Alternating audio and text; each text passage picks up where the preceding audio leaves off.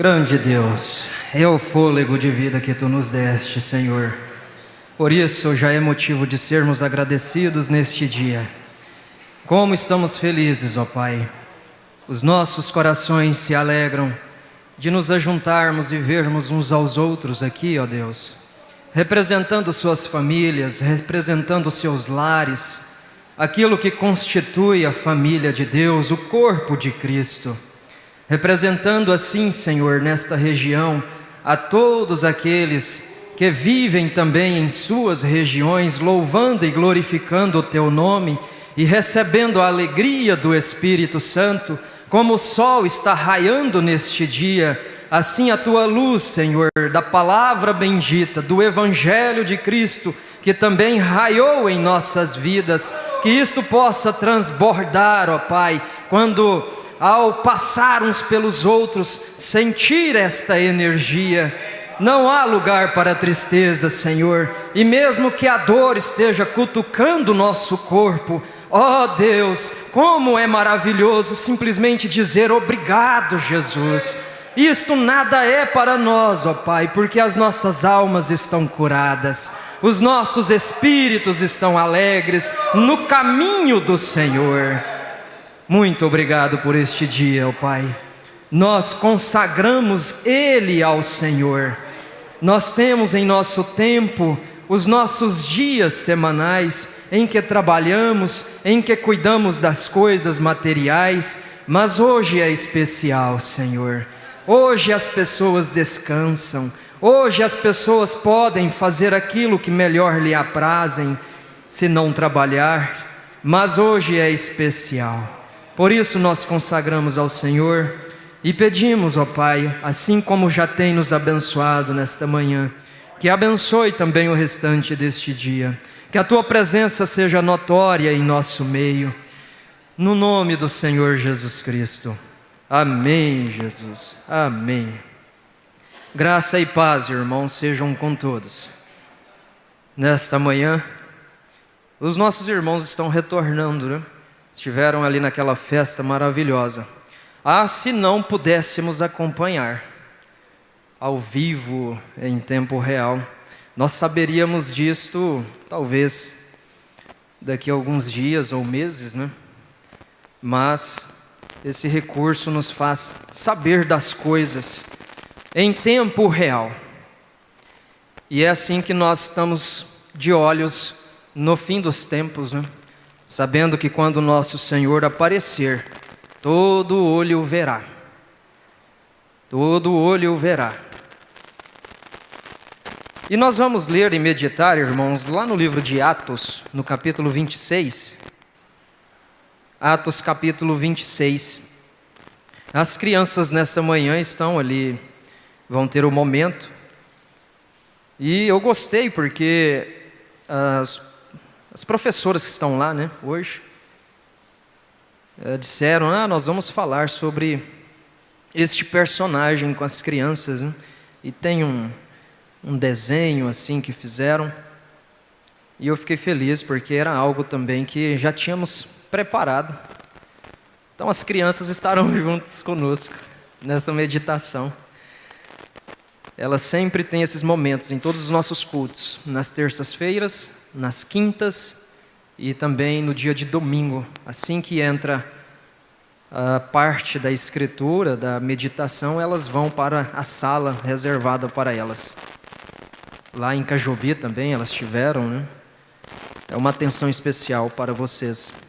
Então, veja só o que acontece aqui em Atos capítulo 26. É a partir do verso 14. O apóstolo Paulo, ele estava testemunhando diante do rei Agripa e de outros que estavam ali, e ele estava falando de um momento que aconteceu há muitos anos em sua vida.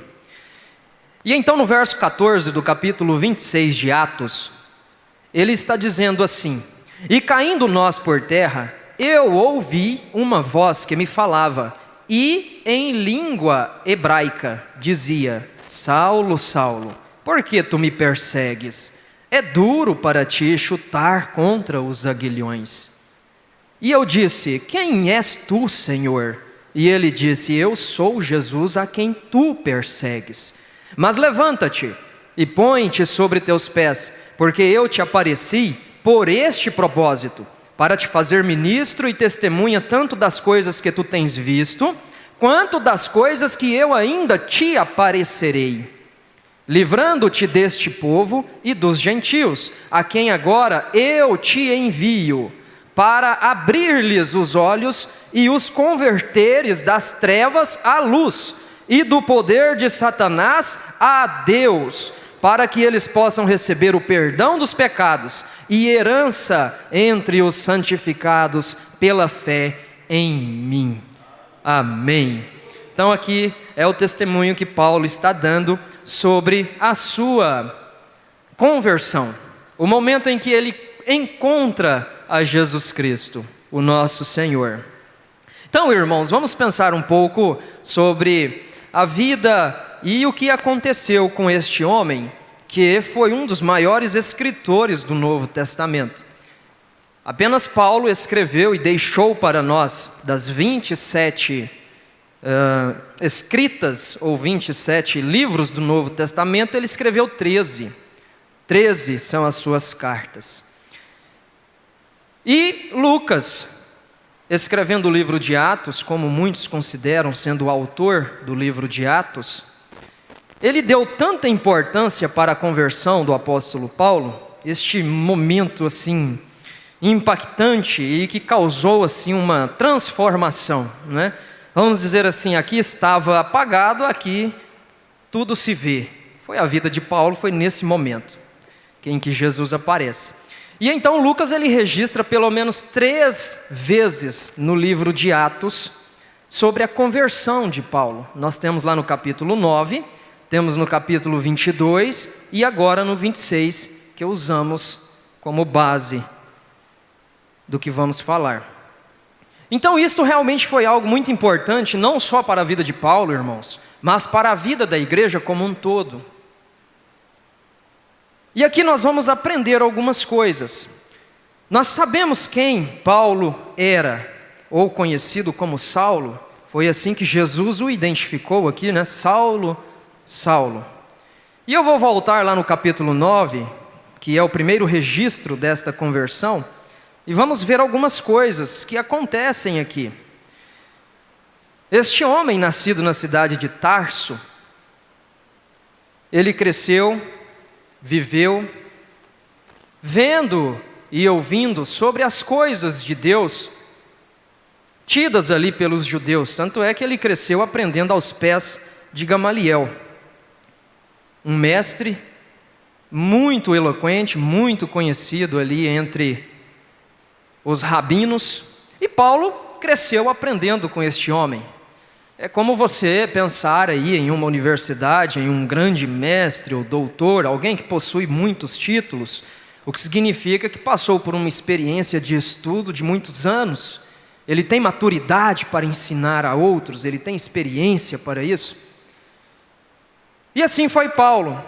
Então veja, irmãos, este homem cresceu aprendendo tudo sobre Deus. Ele não cresceu em uma vida de trevas, ou em uma vida que desafiasse o reino de Deus, ou aprendendo as coisas do mundo, mas eram as coisas de Deus, eram o Pentateuco, era o Antigo Testamento, eram as leis, eram os profetas.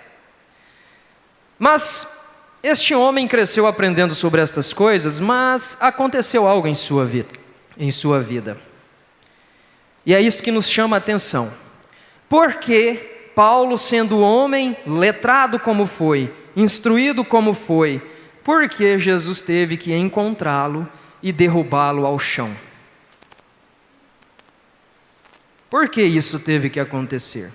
Porque ele mesmo tinha que perseguir aqueles que professavam uma fé em Deus. Paulo, ele chegou a dizer assim aos filipenses, eu vou andar um pouco aqui nas escrituras, se você quiser acompanhar, Filipenses capítulo 3.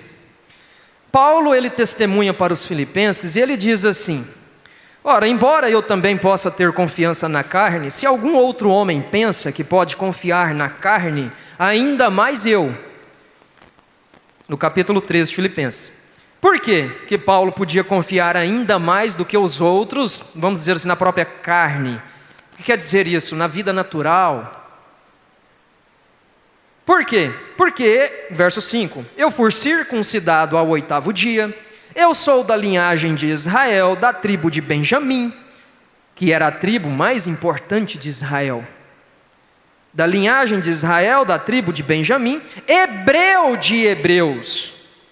E no tocante à lei, um fariseu. Segundo o zelo, perseguidor da igreja.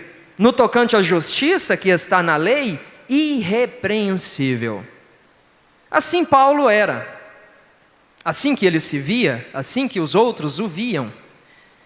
Mas percebemos, irmãos, que este zelo, quando ele fala segundo o zelo perseguidor da igreja, é o que nos mostra que aquele zelo excessivo, que nós vemos aí em muitos crentes hoje, é que te faz afastar daquilo que Deus quer que seja feito. É que tira o seu olhar do que é realmente Deus, quem é Ele. E você começa a olhar muito mais para as obras, para aquilo que tem que ser feito. E a gente começa a perceber que não é assim. Antes de olhar para qualquer obra, antes de olhar para qualquer coisa que a gente queira fazer em nome de Deus, nós precisamos primeiro conhecer a Deus. Nós precisamos conhecer quem é o Deus desta obra que você quer fazer. Isso diz respeito a tudo na vida, aquilo que você quer fazer para Deus. Conheça Ele primeiro, e Paulo não o conhecia. Ele era zeloso pela obra de Deus, por aquilo que levava, que representava, aquilo que eles chamavam de religião. No tocante à lei, um fariseu. Esta classe que era muito radical, que guardava preceitos e tradições, viviam disso. Tinham ali os saduceus que eram os mais liberais, né? Você vê aqui as duas alas. Mas veja, irmãos, este zelo excessivo é o que estraga muito o caminho que Deus tem preparado para nós. Não o caminho, mas a caminhada que você tem para este caminho. Porque é uma trajetória, é um progresso. A nossa vida cristã, ela é crescente. A cada dia você cresce, e sobe, e amadurece, a sua fé se fortifica. Uma vez sendo um progresso, vamos dizer assim, uma visão progressiva, quando você está dirigindo e você está na estrada, você não vê o fim da estrada, mas a partir do momento em que você caminha, metros e metros e quilômetros, você vai vendo o que tem adiante. É a visão progressiva. E assim é a nossa vida cristã. Mas este zelo excessivo, que estragou todos estes títulos e currículos que Paulo tinha, nós devemos tomar cuidado com isso. Paulo mesmo chegou a considerar tudo isso que nós lemos aqui em Filipenses. Ele considerou isso como esterco. É o que ele diz logo na frente. No verso 8. De todas estas coisas, eu as considero como esterco, para que possa ganhar a Cristo. Então a gente começa a ver o porquê que Jesus teve que aparecer desta forma e derrubar este homem ao chão. Mas veja, irmãos, nós vamos perceber aqui no capítulo 9 de Atos que este não foi o único momento que Paulo teve uma experiência e começou a perceber que algo estava errado. Porque Paulo, depois da morte de Estevão, no capítulo 8, começou aquela grande perseguição aos cristãos que professavam o nome de Cristo. E Paulo ali, estando segurando as vestes daqueles homens que apedrejaram a Estevão, e vendo aquele homem morrer, e não somente isso, mas vendo Estevão morrer, e orando a Deus, clamando por perdão para aqueles homens, e pedindo a Deus, não coloque esta culpa, porque eles não sabem o que estão fazendo. Paulo estava ouvindo isso. Sabe por que Jesus chega a dizer assim: duro é para ti chutar contra os aguilhões? Quem que sabe o que é um aguilhão? Quem que foi da fazenda, do arado da terra, que trabalhou com gado? Quem pode me dizer? Alguém? Consegue lembrar o que é isto? Aquela ferramenta que se usa para tocar ou para ordenar um gado, não é, meu sogro? O ferrão. Então Jesus fala para Paulo: duro é para ti chutar, resistir contra os aguilhões. Sabe o que eram esses aguilhões, irmãos? Eram estes momentos que Paulo via os cristãos sendo perseguidos e até destruídos, porque morriam. Mas eles morriam cantando, eles morriam orando, eles morriam alegres. E Jesus estava ali, ferroando a consciência de Paulo, mostrando para Paulo o que era aquilo. Mas Paulo não parou, porque para ele estava fazendo uma obra para Deus. Ele era muito zeloso naquilo, mas ele não conhecia a Deus. Irmãos, não conhecer a Deus é não saber do mover de Deus. É não entender quando Deus se levanta para atuar em determinada época, de tempos em tempos, de séculos em séculos. Se você olhar para a história, você vai ver Deus levantando homens para segurar esta bandeira do Evangelho. Ele sempre fez isso. E eu quero dizer algo para vocês: está acontecendo um mover de Deus, e não são todos os que estão observando isso. Poucos estão vendo isso, e poucos estão fazendo vamos dizer assim, este alarde, este barulho de que Deus está se movendo. Nós temos uns ali no norte, nós temos uns ali no sul, no leste, no oeste. Aquela festa que aconteceu ali em Cajubi, são estes homens e mulheres e crianças que estão vendo o mover de Deus.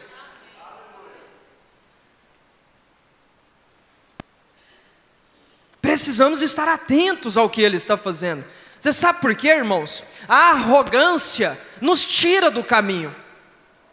Crente, não falo nem cristão, porque aquele que tem esse comportamento não caracteriza um cristão de verdade. Ele é um crente, ele tem uma crença. É zeloso excessivamente. Pessoas desta forma, elas acreditam terem o domínio de Cristo, e não que Cristo domina as suas vidas. É diferente. Crentes zelosos, arrogância, ego, os faz serem pessoas especiais. Ficam exatamente com aquela letra que diz assim: eu estou no mundo, mas eu não vivo no mundo. Mas a visão dele está distorcida. Ele pensa que somente ele é salvo, e que ninguém mais é salvo, porque não acredita como ele acredita. Porque ele segue alguém determinado, teve uma visão, confessa ou testemunha que um anjo apareceu e trouxe uma vindicação, revelou alguma coisa para ele. Pessoas zelosas excessivamente, arrogantes, agem dessa forma. Pensam que Cristo é somente delas. Eu me lembro de um testemunho muito edificante do pastor Júnior, lá em Crixás. Vocês acompanharam a reunião de Crixás. E antes de ir, ele precisou resolver algumas coisas aqui no órgão público de Goiânia, resolvendo essas coisas da vida civil. E aí, aquela multidão de pessoas, né? Muita gente, esses órgãos públicos geralmente são lotados. E olhando para aquelas pessoas assim, e vem aquilo, né? Você não conhece a vida delas. Você não sabe quem é ela. Você não sabe quem são seus filhos. Você não sabe quem são as pessoas que ela ama, ou as pessoas que amam aquela pessoa. E você começa a julgar pela aparência, pelo que está vestindo. Mas ele olhou, ele testemunhando, né? Isso está gravado. E disse assim, mas aqui pode ter muitos salvos que acreditam em Jesus. Eu acredito que muitos de vocês já tiveram essa experiência também. E eu vou dizer para vocês, há uns 3 ou 4 anos atrás, se eu estivesse num lugar desse, mas ninguém seria salvo. Somente eu. Eu era assim. Porque ninguém conhece o que eu conheço. Ninguém sabe do que eu sei. Somente eu sou salvo. Oh, irmãos, que arrogância. Que é isso, gente? Você não está vendo que Deus está trabalhando de nação em nação, de criança a idosos, que estão glorificando o nome de Deus, e dizendo assim, eu creio que Jesus é o Filho de Deus. Assim como aquele eunuco que cuidava dos tesouros de Candence, da Etiópia, confessou para Filipe, quando ele estava indo para Jerusalém adorar, ouvindo aquelas coisas e lendo ali Isaías, e Filipe explicou para ele quem era aquele homem, aquele cordeiro, aquela ovelha muda que estava indo para o matadouro, e ele disse assim, mas quem é este homem? E aí Filipe começa a pregar o Evangelho. Sabe o que é o Evangelho? Que Jesus Cristo foi enviado à terra, o Filho de Deus, para morrer pelos nossos pecados, e Ele ressuscitou e vive para interceder por nós, e Ele virá outra vez para nos buscar. Este é o Evangelho. E aí ele disse assim, passaram perto de uma água, o que é que nos falta para eu ser batizado? E tem gente que diz assim, não, você precisa fazer isso, não, você precisa ler isso, você precisa saber disso, antes de ser batizado. E ele disse assim, o que é que nos falta para eu ser batizado? Aqui tem água. E foi batizado. Assim como Paulo foi batizado, porque depois da sua conversão, 3 coisas acontecem na vida dele, que vindica realmente a conversão verdadeira de Paulo. Porque não é qualquer um que vai chegando dizendo que crê, que realmente tem a liderança de Deus em sua vida. Você precisa ter a liderança de Deus na sua vida.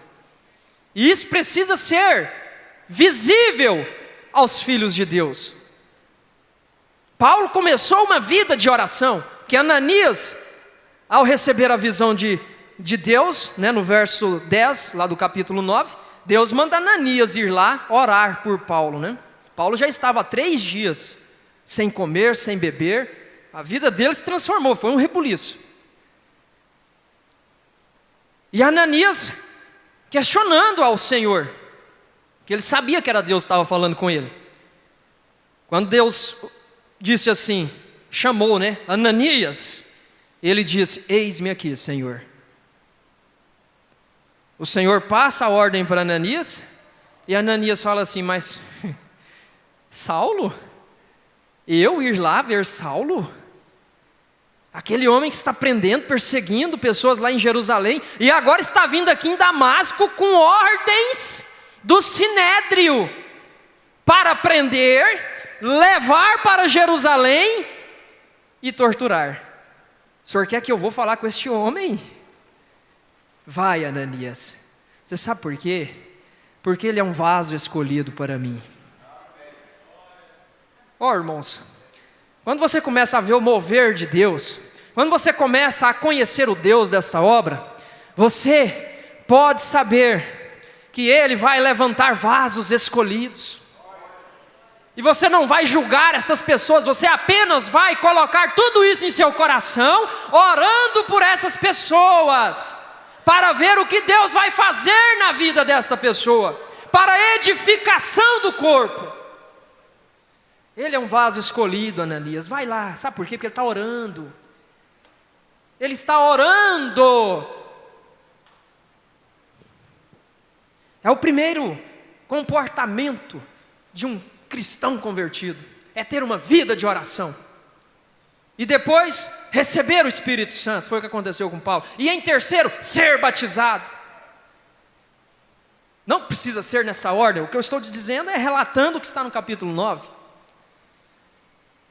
Oh, irmãos, sabe o que acontece? Ontem eu tirei um destaque, que muitos talvez não perceberam.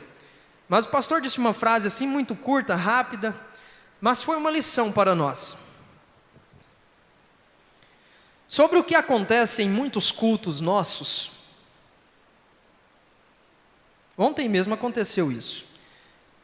E eu não vou relatar isto para criar um alvoroço, mas eu tenho um pensamento de vida que é, tudo aquilo que é verdade, ele não deve ser escondido, até porque a verdade ela não fica oculta. A mentira ela pode se passar por verdade por muito tempo, mas não por todo o tempo. Uma hora ela cai, ela por si mesma se destrói. Então, se você está com uma mentira em sua vida, dê um jeito de resolver isso. Não importe a dor que vai causar, faça esse sacrifício por amor à tua alma. Não carregue mentiras em tua vida, não esconda nada em tua vida. Então, ele estava falando sobre o chat, que é aquele espaço onde as pessoas podem conversar. O nosso canal dentro da plataforma do YouTube, ele permite o chat. Há algum tempo ficou fechado. As pessoas não podiam conversar. Então, muitos gostam de ir lá e colocar, estou participando aqui da cidade tal, aqui eu e minha família. Deus abençoe a todos vocês. Mas vez ou outra aparece alguém ali para dizer algumas coisas que talvez muitos não gostem. E aí, irmãos, eu quero falar disso, porque isso nos ajuda de uma forma tão maravilhosa. Sabe o que acontece? Muitas vezes a gente quer ser zeloso demais, e às vezes a gente acaba respondendo a essas pessoas que falam coisas que não nos agradam. E a gente quer ser o juiz da situação, e começa a responder. Só que nós precisamos ter uma maturidade para essas coisas. Nós precisamos ter controle sobre o nosso emocional. Equilíbrio emocional é o que se diz e se ensina muito hoje. Porque se não tomarmos cuidados com isso, nós nos tornamos juízes ali e proferimos julgamentos para aquela pessoa. E em vez de usarmos esta oportunidade para ganharmos esta pessoa, nós a extirpamos. Com o nosso ataque feroz, nós a afastamos. Isso aconteceu ontem. Para que vocês vejam que isso é recente. Talvez muitos vão depois olhar lá para saber o que foi, né? Isso já é com você. O que eu estou te dizendo é que isso acontece, e que se nós não tomarmos cuidado, nós vamos entrar em um comportamento de crente zeloso. Isso não agrada a Deus. Isso desfoca a tua visão do que Deus está fazendo. Porque uma das vindicações de que o ministério é liderado por Deus é que tenha oposição. Mas sabe o que é mais bonito? É que nós devemos usar estes momentos para mostrar o que é o Evangelho, que é amar uns aos outros como a ti mesmo. Eu quero que você faça essa pergunta. Você que respondeu de forma grosseira, rude, você responderia para si mesmo dessa forma? Parece que falta 10 segundos na tua vida para você pensar um pouco antes de escrever ou responder alguma coisa. Cutuca a tua consciência. Pega esse aguilhão e ferroa. Para que Jesus não tenha que te derrubar ao chão. Ah, irmãos, o que é isso? Paulo teve a consciência tão ferroada, irmãos. Paulo, ele não só perseguia. ele saiu de Jerusalém, ele foi no distrito de outro país, que era a Síria, Damasco, para perseguir. Ele entrava nas sinagogas, que era um lugar sagrado, ele sabia o que era uma sinagoga, mas ele não estava nem aí para isso. Ele pensava fazer a obra de Deus, vocês lembram, né? Então ele invadia as sinagogas, que era o reduto, era um lugar de refúgio para aqueles irmãos. Mas ele entrava, invadia, prendia, arrastava, torturava e dava seu voto para matar. Este era o homem que estava perseguindo a igreja, e não somente a igreja, mas o próprio Cristo. Será que nós realmente queremos agir desta forma? Em pequenas atitudes, em pequenas coisinhas.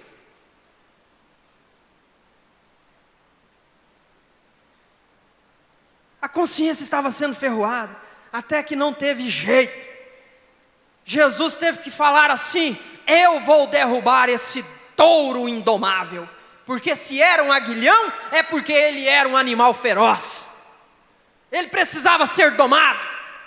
E se você conhece o Deus desta obra, você vai saber que não importa por onde as pessoas tenham passado, não importa em qual mundo elas tenham vivido, se é da prostituição, se é das drogas, como ouvimos o testemunho ontem, Deus domina esta pessoa, Ele derruba ela no chão e converte a vida desta pessoa.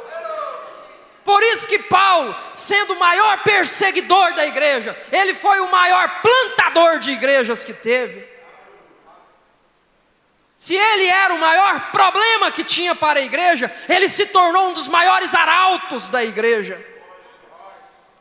Mas porque ele teve que ser domado, derrubado ao chão. Então você pegue este aguilhão, pegue estes momentos que você sabe que toca no teu coração, que você não devia fazer aquilo, use isso a seu favor. Edifica a tua fé, fortifica a tua fé e diga para você mesmo: eu não farei mais isso. Se acontecer de novo, eu vou usar isso para a glória de Deus. Eu estou falando em relação ao chat ainda. No início, uns diziam assim: não, vamos censurar, vamos tirar isso daí, vamos. Chegaram até a fazer.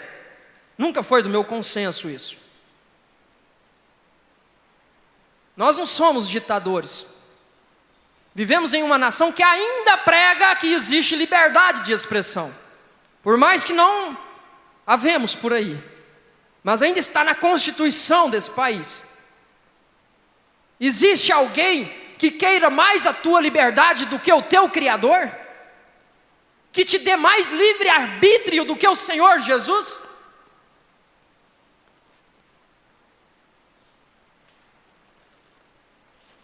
Hoje não acontece mais isso, de censurar, de tirar, falou que eu não gosto, tira. Então saiba de uma coisa: falou que tu não gosta, falou sobre você, você sabe que aquilo não é verdade, ore por esta pessoa. Foi o que o pastor Júnior disse ontem, é o meu destaque. Ore por essa pessoa, interceda por ela, lembre dela nas suas orações. E confia em Deus para que Ele cuide disso, porque Ele não te desampara. Não queira ser juiz dessa situação, mas faça como Paulo, entregue tudo, confie tudo a Deus. E muito maior do que Paulo foi Cristo, que se fez uma ovelha muda, não falou nada diante dos seus algozes, daqueles que o tosqueavam. Mas ficou mudo, confiando tudo em Deus, que é o soberano juiz, que conhece cada fio de cabelo da tua cabeça, que sabe tudo que está acontecendo na tua vida, que conhece todos os teus inimigos, todos que carregam um ódio no coração por causa do teu nome. Deus conhece, e Ele vai tratar com cada um conforme Ele quer tratar. Não adianta você interferir, querer ser um dom a alguém, Moisés quis ser assim, quis defender o povo. Não, não destrói o povo não, Senhor, tira a minha vida. Veio uma resposta à altura para ele: Moisés, eu vou cuidar de quem pecou contra mim, Moisés, não se preocupe. Eu terei compaixão de quem eu tiver compaixão, porque eu sei do que cada um está fazendo, e eu vou cuidar de cada um. Oh, irmãos, coloque a tua confiança nisto, de que Ele está cuidando de cada um. E aí, Ele permite que estas coisas aconteçam na tua vida, porque a tua fé precisa ser edificada. Você sabe por que a gente faz ceia? E nós é que estabelecemos a periodicidade disso, uma vez no mês, ou se você quiser toda semana.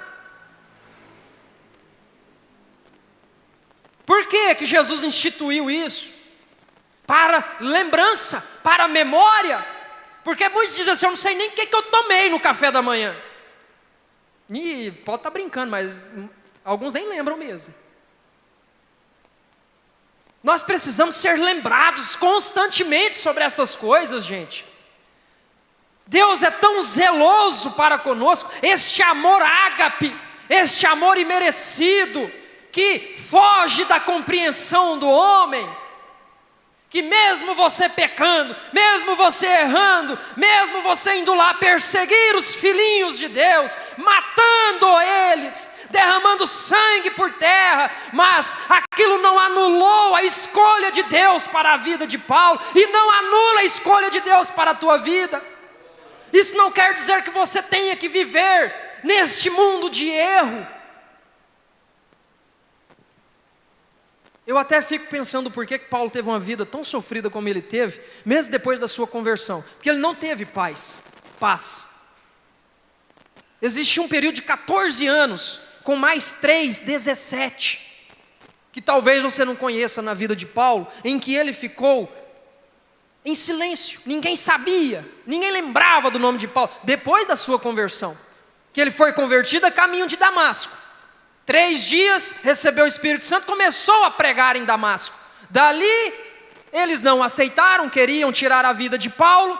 Ele teve que descer num cesto, fugindo, humilhado, e foi para a Arábia. 3 anos, para saber quem era aquele Senhor que apareceu. Era a escola de Paulo com Jesus. Ah, se Jesus não tiver uma escola na tua vida, irmãos. Se você não passar por uma experiência com Cristo, é este deserto que alguns dias nós ouvimos aqui. O deserto não é de todo ruim não, gente. Muitos querem fugir do deserto, porque o deserto não agrada o corpo. O deserto é humilhante. Pensa na vida de João Batista, criado no deserto, comendo gafanhoto, mel, vestindo trapos, na concepção da sociedade daqueles dias. Veio de lá do deserto, mas foi lá que Deus apareceu a ele. Foi lá que a voz de Deus chegou a João. Foi para lá que Jesus foi. Foi os 40 anos de Moisés, para que ele fosse usado 40 anos por Deus. Foram os 3 anos de Elias, para que fosse usado por um dia, naquele Monte Carmelo. Tenha uma escola com Cristo. Entre nessa escola. O deserto é isso. É a escola do Espírito Santo. Depois de 3 anos ele volta para Damasco. Para dizer assim, demonstrar quem realmente era Cristo. Depois disso vai a Jerusalém. Ele pensa ser alguém, tendo recebido o Espírito Santo, estando agora no caminho certo. Ele pensa que agora ele vai converter Jerusalém. Ali onde haviam sinédrios, templos, o berço, vamos dizer assim. Mas não foi assim. Eles queriam matar também a Paulo em Jerusalém. Nem mesmo os discípulos queriam andar com ele. Nem mesmo os discípulos. Barnabé faz alguma coisa sendo usado por Deus, apresenta aos discípulos. Mas você vai perceber no capítulo 9 que a coisa não deu muito bem. Deus disse para Paulo: saia daqui. E depois desta ordem, Paulo fica 14 anos sem falar nada, aprendendo, sendo lapidado. Mesmo depois de convertido, saiba que você precisa ser lapidado. Nós estamos nesse processo, irmãos, e não importa o tempo que levar, mas é o mover de Deus. Nós saímos de algo terrível, que a mente não suporta se você for conhecer tudo o que aconteceu em 40 anos. Nem queira saber, mas saiba de uma coisa, que você saiu de um lamaçal de porcos, e agora você está no mover de Deus, e você está sendo lapidado. Cada palavra que é dita, cada encontro que temos, você tem que estar assim: Espírito Santo, onde eu vou te ver hoje? Porque antes que Gideão pudesse operar maravilhas pelo poder de Deus, com aqueles 300 homens, a idolatria teve que ser tirada do caminho. Você conhece a história de Gideão? A idolatria tem que sair do caminho, e graças a Deus, porque ela saiu do nosso caminho. Agora, irmãos, seja lapidado pelo Espírito de Deus.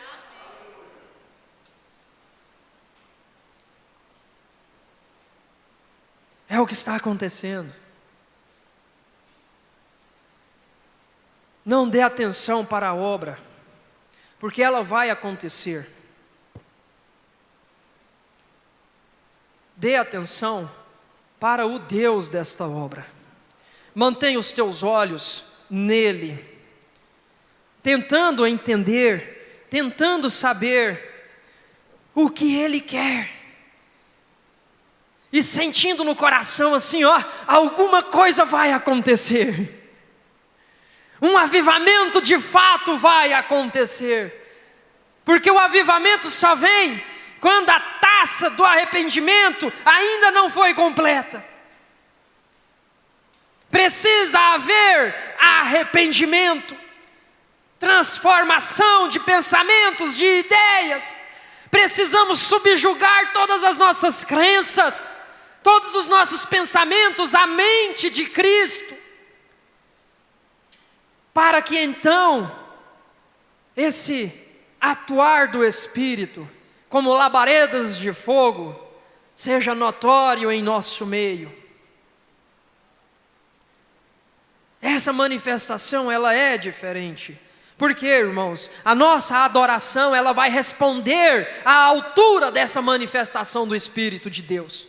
A nossa adoração vai acompanhar o nível de profundidade com intimidade em Deus. A nossa intimidade com Deus deve ser profunda, e se você está clamando para chegar nessas profundezas de intimidade com Deus, não pare, deixe o clamor do Espírito aumentar cada dia em sua vida. Não importa qual seja o meio que ele vai usar, se ele vai precisar derrubar ao chão, como fez com Paulo, e ali então ele percebeu que ele realmente era um pecador, ele realmente percebeu: Senhor, quem falas comigo?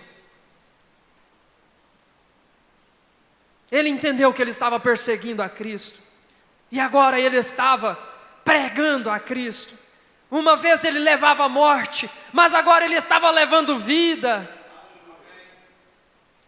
Eu quero ser, irmãos, um verdadeiro filho de Deus nesta era. Se vou viver 70, 80, 90 anos, se você já está neste marco da tua vida, queira também viver uma vida para levar a salvação do Evangelho às outras pessoas. Não para levar palavras rudes, palavras cruéis, palavras de maldição, que vai atrapalhar o propósito de Deus na vida daquela pessoa.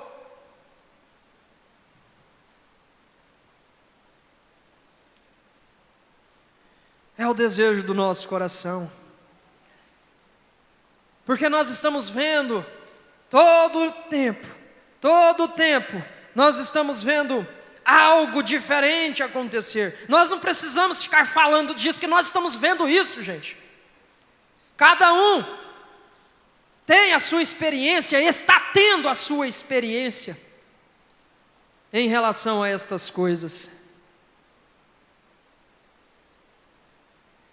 Isso é motivo de dar glória a Deus, de darmos graças, de rendermos graças ao nosso Deus.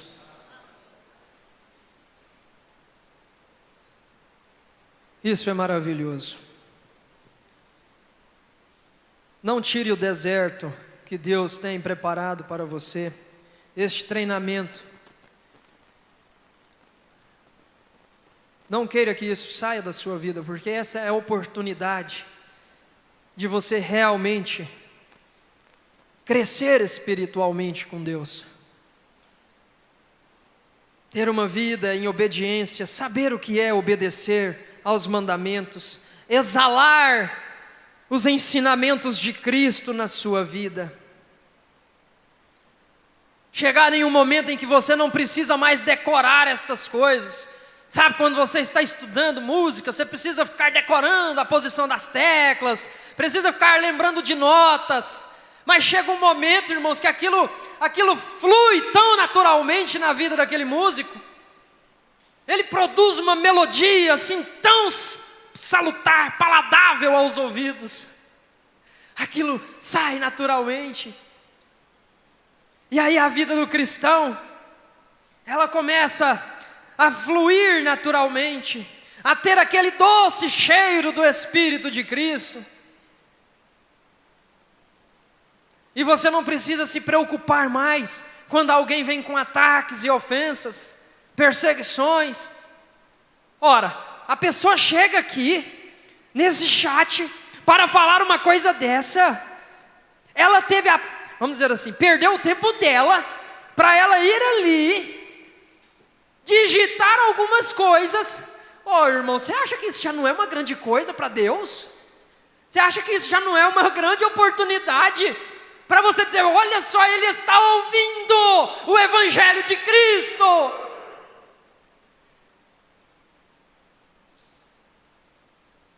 Aí você simplesmente ora, Deus, faça esta luz resplandecer na vida desta pessoa.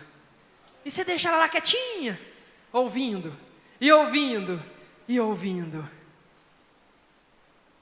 Isso é glorioso, irmãos. Quem poderá contra estas coisas? Quem poderá? Você sabe que Paulo precisou ser lapidado por Deus, pelo Senhor, o Cristo. Ele precisou saber que as coisas não dependiam dele. Tem muita gente pensando que é alguma coisa para fazer algo para Deus. Só que foi justamente este o problema de Paulo, e por que Jesus precisou trabalhar na vida de Paulo? Porque Paulo entendia que precisava fazer alguma coisa, mas quando ele foi sendo lapidado, quando ele foi entendendo que não foi ele mesmo que se instituiu um apóstolo, quando ele foi vendo que aquilo era grande demais, e que foi escolha de Deus que o separasse desde o ventre da sua mãe, e que ele foi chamado por Deus, e que você não precisou fazer nada para sair dessa idolatria, mas foi Deus que operou na sua vida. Quando você começa a entender que essa suficiência, ela não é tua, mas ela é de Deus, irmãos, aí grandes coisas vão acontecer. Porque esta é a razão da nova aliança. Paulo ainda estava vivendo na antiga aliança, mas agora ele pôde entender que na nova aliança nós não precisamos fazer, porque já foi feito. Cristo já fez tudo por nós. Ele já pagou o preço que era impagável para o homem, mas ele pagou o preço. A obra já foi feita, já foi consumada. E agora, o que é que nós temos que fazer? É o que ele proclama lá na segunda carta aos Coríntios, capítulo 3. Ele faz essa pergunta: para um, nós somos o cheiro da morte para a morte. Realmente acham que nós pegamos o espírito do engano, o espírito da morte, e por isso eles têm medo de aproximar, têm medo de cumprimentar, têm medo de olhar nos olhos. Mas quando Jesus aparecer com aqueles olhos de fogo, para uns nós somos cheiro da morte para a morte, e para o outro, o cheiro da vida para a vida. Seja, irmãos, cheiro da vida para a vida. Aí ele pergunta: e quem é suficiente para estas coisas? Quem que é suficiente para tudo isso que nós vimos? Para essa vida cruel, esta vida de perseguição que era a vida de Paulo. Mas agora, quando ele percebe o que é a grandiosa graça de Deus, quando ele percebe que existem céus de céus, quando ele percebe que existem coisas que o ouvido humano não pode ouvir, o coração não pode entender, mas ainda vai chegar o tempo em que nós vamos ver essas coisas. Aí quando ele viu isso, ele pergunta: quem é suficiente para essas coisas? No capítulo 3 ele responde: e tal confiança nós temos através de Cristo em Deus. Esta confiança é através de Cristo, viu? Não é através de outra coisa, não é através de Cristo. E tal confiança nós temos através de Cristo em Deus. Não que sejamos suficientes por nós mesmos para pensar alguma coisa como de nós mesmos. Cada um aqui sabe que não é suficiente para fazer esta obra, mas a nossa suficiência é de Deus. Paulo pôde entender que agora tudo era Deus, toda a confiança, todo aquele sofrimento, passando por perigos de morte, nos mares, nos desertos, nas cidades, entre aqueles que ele amava, ele entregava tudo isto, sabendo que Deus era responsável por tudo. Deus eterno, nós te agradecemos, Senhor, nesta manhã. Oh, como nós somos felizes, Senhor, por saber que a Tua palavra é uma fonte de água viva, é um manancial, ó Pai, que ela cessa toda a nossa sede, ó Deus. E se há alguém sedento por Tua palavra, ó Pai, ó Jesus, faça esta água, Senhor, chegar neste deserto seco da vida desta pessoa, e que isso seja transformado em um manancial de águas vivas, em um paraíso, ó Pai, onde o consolo do Espírito Santo pode atuar. No nome do Senhor Jesus Cristo, nós entregamos as nossas vidas a Ti, Senhor.